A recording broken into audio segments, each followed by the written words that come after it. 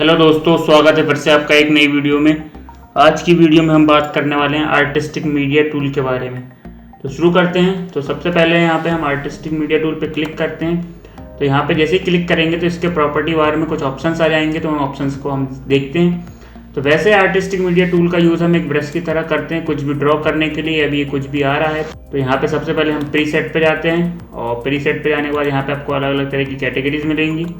तो जिस कैटेगरी का आपको ब्रश चाहिए वो ब्रश आप यहाँ से ले सकते हैं और उसके अकॉर्डिंग आप ड्रॉ कर सकते हैं एज यू विश, जैसा कि आप ड्रॉ करना चाहते हैं। तो ये हम ड्रॉ कर सकते हैं। इसके बाद यहाँ से इसकी स्मूदिंग होती है। तो स्मूदिंग में पिछले वीडियोस में बता चुका हूँ, जिसने नहीं देखा है वो शेप में जाके देख सकता है, प्लेलिस्ट में आपको वीडियोस मिल जाएगी। फिर इसके बाद ये इसकी बिड्थ होती है। यहाँ से इसकी बिड्थ हम कम ज़्यादा कर सकते हैं। ये मैं कम कर देता हूँ, तो ये देखिए ये कम हो गई है। इसकी बिड्थ बढ़ानी है तो यहाँ से आप बिड्थ बढ़ा सकते हैं। ये देखिए इस तरीके से हम प्रीसेट का यूज़ करते हैं। फिर इसके बाद होता है ब्रश। तो ब्रश का यूज़ हम किस तरीके से करते हैं, जैसे कि पेंटिंग्स वगैरह करने के लिए ब्रश का यूज़ करते हैं।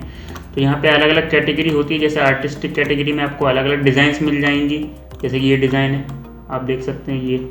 इसके अलावा फिर कैलीग्राफी की कैटेगरी होती है, उसमें आपको अलग अलग डिज़ाइंस मिल जाएंगी, जैसे कि ये डिज़ाइंस आप चेंज कर सकते हैं, और जो सिलेक्टेड होगी वो ऑटोमेटिकली चेंज हो जाएगी, जैसे कि ये।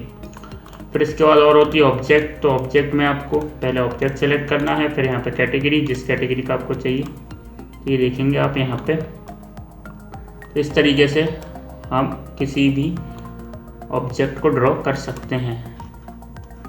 फिर इसके बाद यहाँ पे और भी होते हैं ऑप्शंस, कैटेगरीज। तो वो आप यहाँ से देख सकते हैं, अलग अलग तरह के स्टाइल्स मिल जाती हैं आपको।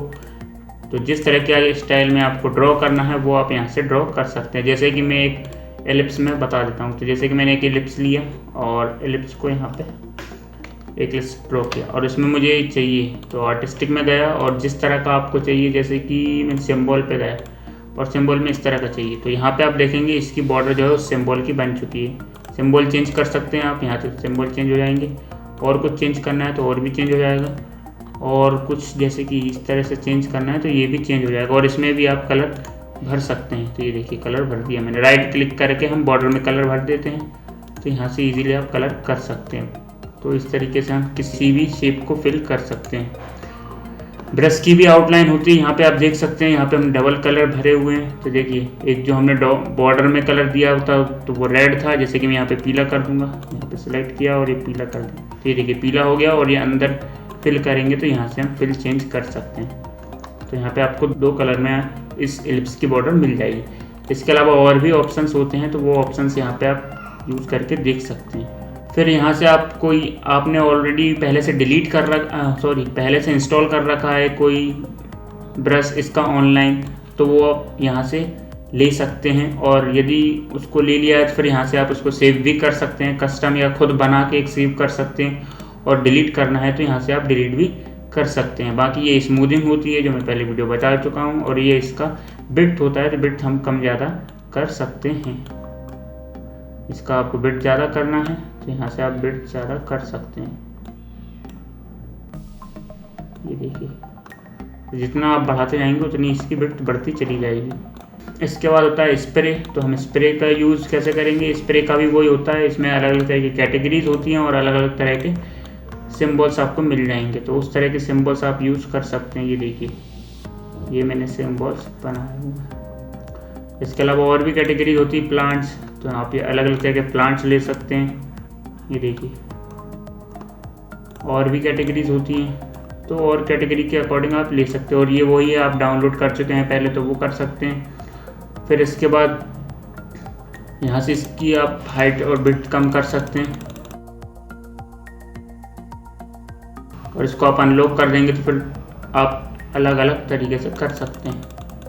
ये देखिए हाइट और विड्थ इसकी कम होती जा रही है। लॉक कर देंगे तो फिर ये विड्थ कम नहीं होगी, हाइट कम होती चली जाएगी। और फिर यहाँ पे सीक्वेंस वगैरह होता है, जैसे कि अभी आप देखेंगे तो एक पूरा सीक्वेंस है। देखिए ये आप इस तरीके से पूरा एक सीक्वेंस है। तो ये देखिए पहले ये अनानास, फिर ये अनानास, फिर ये। यदि आप इसको रैंडमली करेंगे तो रैंडमली में देखिए चेंज हो जाएगा, कभी कुछ कभी कुछ कभी कुछ कभी कुछ। यहाँ पे देखेंगे पूरा सीक्वल है और यहाँ पे रैंडम है। कभी कुछ कभी कुछ। और ये होता है डायरेक्शन। तो जैसे डायरेक्शन, जैसे कि आपने अभी इस डायरेक्शन में खींचा तो कुछ और आएगा और इस डायरेक्शन में खींचा तो कुछ और आएगा। देखते हैं। तो ये देखिए यहाँ पे हम इसका डायरेक्शन चेंज कर देते हैं। तो ये देखिए इस डायरेक्शन में सब एक जैसे आ गए और इस डायरेक्शन में सब एक जैसे आ गए। यदि आप इसको इस तरीके से करेंगे तो आप समझ जाएंगे किस डायरेक्शन में। तो यहाँ से मैं डायरेक्शन कर देता हूँ। तो ये देखिए ये डायरेक्शन इस तरह से हो जाता है। फिर इसके बाद ये इमेजेस पर, मतलब इन इमेजेस के बीच की स्पेसिंग को हम कम ज़्यादा कर सकते हैं। ये देखिए स्पेस को मैं बढ़ा रहा हूँ तो ये स्पेस बढ़ता जा रहा है। और ये होती है कितनी इमेजेस कितनी जगह पे चाहिए, तो वो हम यहाँ से कम ज़्यादा कर सकते हैं। तो ये तो हो गई स्पेसिंग। और ये होता है इनके कितना कम ज़्यादा रखना है आपको। फिर इसके बाद यहाँ पे कैलीग्राफी होती है। पहले मैं इन सबको डिलीट कर देता हूँ। तो हमने सबको डिलीट कर दिया। तो आर्टिस्टिक मीडिया पे जाएंगे, कैलीग्राफी पे जाएंगे। यहाँ पे वही स्मूथिंग होती है और यहाँ से हम कुछ भी ड्रॉ कर सकते हैं। ये इसकी विड्थ होती है, इसकी विड्थ आप कम ज़्यादा कर सकते हैं। और यहाँ पे आप बढ़ाना चाहते हैं तो बढ़ा सकते हैं। और ये इसका एंगल होता है। तो आप यदि एंगल बढ़ाएंगे तो कुछ चेंजेस आएंगे, जैसे कि ये अभी आपको दिख रहा होगा। यदि आप और एंगल बढ़ाएंगे तो और चेंजेस आएंगे। तो इस तरीके से हम इसके एंगल को कम ज़्यादा करके भी इसका यूज़ करते हैं। और फिर होता है लास्ट में प्रेशर। तो प्रेशर में भी कुछ इसी तरह को हम ड्रॉ कर सकते हैं और यहाँ पे इसकी हम विड्थ बढ़ा सकते हैं, कम कर सकते हैं। और इनका यूज़ किसी भी ऑब्जेक्ट को ड्रॉ करने या फिर कोई पेंटिंग करने के लिए हम करते हैं। जिनके पास ग्राफिक्स टैबलेट होता है, जो ग्राफिक्स डिज़ाइनिंग करते हैं, जो चित्र बनाने में इंटरेस्टेड होते हैं, वो इसी तरह के टूल का यूज़ करते हैं। और जिस तरह के टूल उन्हें यूज़ करने होते हैं वो यहाँ से यूज़ कर लेते हैं।